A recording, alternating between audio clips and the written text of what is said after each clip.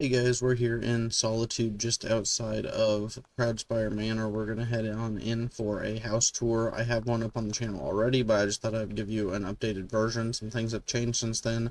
I also got the microphone so I can actually have some audio, better quality video, and just explain kind of what's going on in there. So without further ado, let's go ahead and head on in. So this house has kind of a dual theme. I went with themed after Skyrim the game, and also themed after kind of like a werewolf type of theme.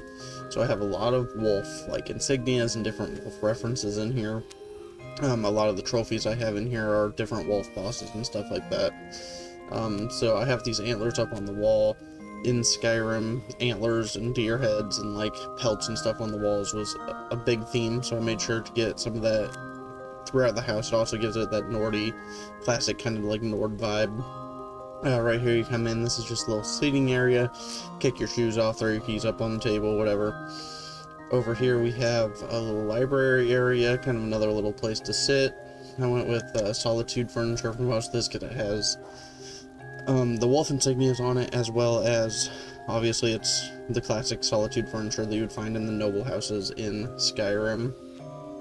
I put him in here because if you'd move his hands, he has like wolf armor. You can kind of see it there a little bit. And then we got the Eleanor clock up there. The wood for the Eleanor stuff is very similar to the wood for the Solitude stuff, the Solitude Noble stuff. So I did use some of that throughout here as well. Over here we got the bar, which I have Bastion tending to the bar here, making some drinks. To make this up here, I just used the halalu hangers and put the orcish mugs on there, and then I sank these kegs back into the wall, so it's kind of like some built-in storage. Around this side of the bar, we got different drinks, different bottles to like mix the drinks or whatever. And then up here, I flipped the orcish hutch upside down and hang it from the ceiling for some extra storage, but like get it off the floor because otherwise it takes up way too much room. And then this is another place where I used some of the Eleanor stuff instead of like the Solitude stuff. And then actually the High Isle stuff also has like the same wood tones, so it matches well as well. I made this hot breakfast here, and to make that I just put a Indoril incense like kind of sunk underneath of it. Oops, I didn't mean to do that. Kind of sunk underneath of it in the table so you can't see it there, but the smoke comes through and makes it look like it's a nice fresh hot meal. I did the same thing with this pie over here in the window. And I got some Jubilee cakes, you know, all your storage that you need for a kitchen. And then I'd have the grill over here, cooking some meat, some utensils, butcher stuff, all that. And then various food stuff. And then this is a sink that I made. I followed a video on YouTube to make this. I don't remember who made the video now, but basically it's just high elf bars, kind of aligned in a specific way to get the shape, and then you put these blocks in there to block off like the actual sink part, and then down in there for the stopper is a wood elf vessel with just the top poking through. And then to make this like faucet thing, you use let me see if I can get it to show up here, the red or an incense holder. That's a rough spear of fishing. You can buy those from like just general vendor merchants. Tongs for a forge. Those were a little bit harder to find. The recipe for that's a little bit difficult to get. I think you have to get it off like pickpocketing blacksmiths. And then the Eleanor sconce, and that just makes up that faucet area. And then I put a sink in there, just like dirty pan, a sink in there, a dirty pan in there to make it look like it's been used or whatever. And then we'll head out this way. We're gonna go over to the workshop, which is where the actual provisioning station is, because the one that I used over here is the Red Ring grill, and I don't think it works anyway, the counter grill. But even if it did work, which I'm pretty sure it doesn't, but if it did, I have these orcish shelves are all along the front to make it look uniform, and so that would block it from being functional anyway. And so I put it out with the workshop, which I'll show you. It kind of works well out there anyway. Okay, so here we are out in the workshop. This is the patio area. That's not going to stay there. I just put it there because I need to find a home for it. But this is the patio area, and I just kind of put a roof on it, so it wasn't... I thought it was weird that it had like these walls and then just like an open roof, so I just put a roof on it. Then I got all the crafting stations out here, different assistants that I might need, as well as some decor to make the crafting kind of make sense. So like at the clothing station, you'd be like tanning some hides or whatever. But anyway, so this is the provisioning station I was talking about that actually works, and I set it up so it's supposed to be like where you would heat up your metal for the forge, and then you bring it over here and hammer out like your swords or whatever. But then it also works as the provisioning station. And then this is the jewelry station, got armory assistant, various decor that I've picked up from different places. A lot of it, like this, is from the luxury vendor in Cold Harbor, but then like these crates and stuff are, I believe, achievement furnishings from elsewhere. And then the woodworking table is a collection of, I think, 4 different leads that you get with the High Isle DLC, and then you get this fancy looking woodworking table. And I'm not sure how I feel about the blackwood tapestry being there, but it felt kind of boring without it. So that's there for now. I might change that up, I'm not sure yet. Go ahead and put that there, I kind of like the light of it. And then we'll head back inside and go upstairs. So upstairs, I did kind of like the merchant and banker area, because I like to have those in my houses. So I kind of set this up as like a shop, selling different wares and stuff. And then I used to have the merchant cat Fazez sitting on the table, but recently I got Hoarfrost and Pyroclast, and I set those up instead. So this is the merchant, and this is kind of just stuff like you might find in maybe like an antique shop or like an adventurer shop or something like that. Of course, we had to have more deer heads and stuff. And then up here is the banker. Like I said, I put Pyroclast up here. It used to be a cat sitting on the table, but changed it. And then the hitbox right here is actually kind of weird. So this was all open before, and then there's like walls, so it was closed off, and I kind of built this area. And so right here the hitbox is weird, and so you actually have to like jump to get in and over that part. But once you're in here, you got your storage chests, some vaults, and then some different treasures that's just blocked off. You know, like a bank would be if they have like a vault or whatever. And then obviously you can talk to Pyroclast and access your bank. Got some coins on the table. And then over here we got our kind of like mystic room. So we got the enchanting set up over here, and then alchemy over here. And I did like a half and half theme, so we got like half blues and greens, and then like the half like red colors. And so we got all the stuff that any good alchemist could possibly need over here. Of course, lots of mushrooms, because what else are you going to put in alchemy but mushrooms? And then over here we have like, call this like my soul gem garden. And then boxes of some different soul gems and stuff like that. And then up here I put the Volkesh egg. You can't get it too close to the enchanting table, but I thought it looked kind of cool, like between like the 2 peaks of the enchanting table. It also gives off a really nice, vibrant light. This enchanting table is leads from the Deadlands. I think it's 4 leads that you get, and then you get the enchanting table. Definitely worth it. It looks way better than the normal one. And then I got some, I guess, like specimens here for all your needs. I don't know what needs, but you know, needs. Anyway, we'll head on downstairs now, which is the last area of the house. Got a couple things to show you down there.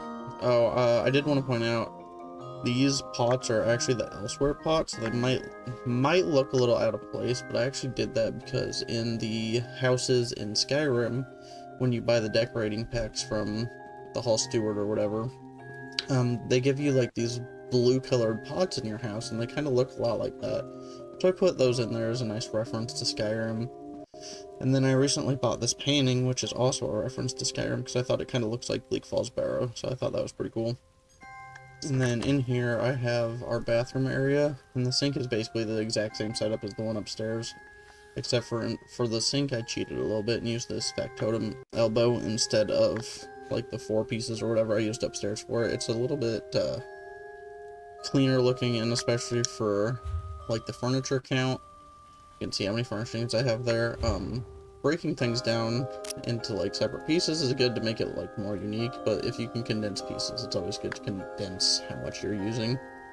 Got the bathtub, the toilet here. I just use the Alanor fountain because it kind of looks like a toilet, and there's not really a better toilet in the game. But we'll head out here, and we got kind of like trophies from my adventuring, a painting of the town of Proudspire, the town of Solitude from outside the city. Of course, every good house needs a pet, so this is my good boy. We got the fireplace, more deer antlers and stuff. For the walls, I kind of wanted to make them look less stone and less cold. So I put these high aisle carpets on the walls and just sunk them in there. Give it a little bit of color, make it a little more warm and cozy feeling. And then I actually made this couch, so I just used the Eleanor wardrobes, and I would have blocked off the front, like, bottom right here as well, except for it would make it so you can't sit on the couch. And I kind of like being able to sit here in front of the fire with my little pet there. Kind of makes it nice and cozy. And then for right here, I went with open shelving, so it didn't block off the space too much, but still gave you a little bit of that visual separation between these two areas here. And I just got various like decor items on the shelf, just stuff that I've picked up from mostly like achievement vendors and like the general merchants and stuff like that. And then here is where I do some art painting stuff. This painting I will eventually switch out for one of the canvas ones that will look a lot better. I just haven't got one of those yet. This is kind of just a placeholder painting for now. And then over here we got another one of the pots with like the tree in it. And this is kind of like a relaxing area. Just maybe read a book, play some games, just kind of like a little more personal type of study to the one upstairs. This is more of like the homeowner's little retreat, whereas the other one's more of like a guest area.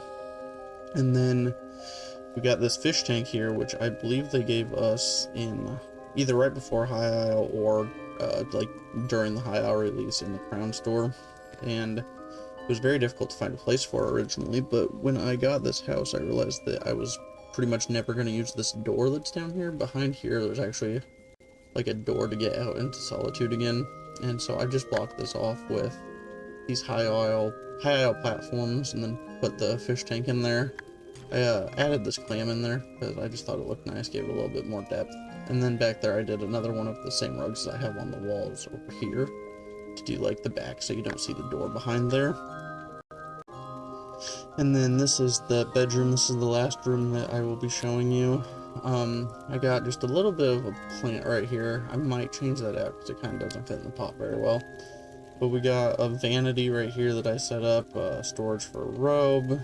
This is supposed to be like maybe like a little makeup tray or something. Some perfume bottles, a little brush. And then over here we got some more personal book items, some Dark Brotherhood stuff. We won't mention that. Nothing to see here. Go up here. I did the same technique with the rugs on the wall here, but I used a different rug. I wanted to be a little bit less intense than like this blue color out here. The blue looks really nice out here, but I went for the gray Solitude rugs in here. And then up here I did like a little like baby nursery type area, so we got some like bedtime books down there in the crib. We got the doll in here. This is from the Valentine's Day like furniture pack from the Crown store. And then this is supposed to be like a baby changing station sort of situation here on top of the dresser. And then we got obviously the bed with the fur. It looks just like the ones in like the Noble Solitude houses in Skyrim. And then we got this painting of the bear back there. It kind of just ties in everything together. Got some rugs on the wall here, or not rugs, pelts on the wall here. Kind of help the stone, break up the stone a little bit more, add the cozy vibes. And also, like I said, Solitude in Skyrim, actually all the houses in Skyrim always had like rugs and pelts and lots of like different fur items, so I think that's just kind of like a trademark of the Nord style. And then I forgot to mention on the way down the stairs, but right here I have the high aisle platform tile work. I just put that on the wall right there, again to kind of break up that stone, give you a little bit of color on the way down the stairs, and also kind of draw your eye when you first come in here. Kind of pulls your eye around the place with the different red tones and stuff everywhere. So that is the completed tour of the Proudspire Manor. I hope you guys enjoyed the tour. Thanks for coming with me, and we'll catch you in the next one.